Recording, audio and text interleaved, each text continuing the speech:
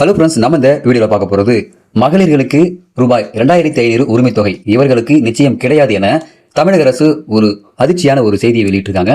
யார் யாருக்கெல்லாம் இந்த உரிமை தொகை 2500 கிடைக்காது என்ற முடிவு தான் இந்த வீடியோவில் பார்க்க போகிறோம். வீடியோவை இறுதி வரைக்கும் ஸ்கிப் பண்ணாமல் பாருங்க. வீடியோ பார்க்கறதுக்கு முன்னாடி நீங்கள் இந்த சேனல் இன்னும் சப்ஸ்கிரைப் பண்ணலாம், கீழே இருக்கிற ரெட் கலர் சப்ஸ்கிரைப் பண்ணி கிளிக் பண்ணிக்கங்க. கூடவே பக்கத்தில் இருக்க பெல் ஐக்கான் கிளிக் பண்ணிக்கங்க.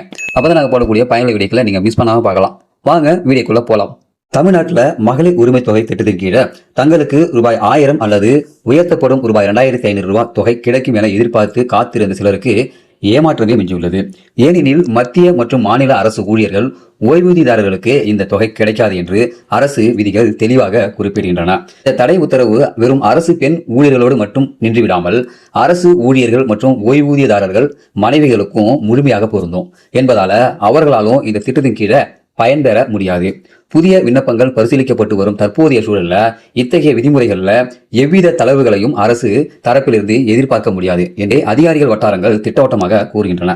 இந்த அறிவிப்பானது மகளிர் உரிமை தொகைக்காக விண்ணப்பித்து காத்திருக்கும் மக்களுக்கு ஒரு அதிர்ச்சியான ஒரு செய்தியா இருக்கும் நினைக்கிறேன். சோ உங்களுடைய வீட்டுல மத்திய அல்லது மாநில அரசு ஊழியர்கள் யாராவது பென்ஷன் வாங்கிட்டு இருந்தாங்கன்னா அவங்களுடைய மனைவிகளுக்கு அந்த குடும்பத்தில் இருக்கிறதால அவங்களுக்கு இந்த 2500 உதவித்தொகை திட்டம் கிடைக்காது அப்படின்னு சொல்லிட்டு ஒரு அறிவிப்பு வெளியிட்டிருக்காங்க.